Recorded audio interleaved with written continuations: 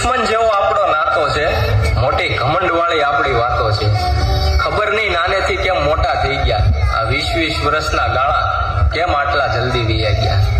તને રડાવવાના તો ઘણાય બહાના મળે છે, પણ મારી બેન કાલે તું સાસરે વહી જવાની છો ને, એ સાંભળી અને મારા આ દિલમાં એક અગ્નિ બળે છે.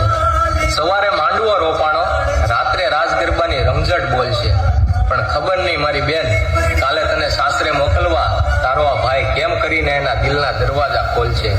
બેન, તારા વગર હું ક્યારેય રહી નહીં શકું, પણ કાલે તું સાસરે વહી જાય ને તો મારી ખાનગી વાતો હું બીજા કોઈને કહી નહીં શકું.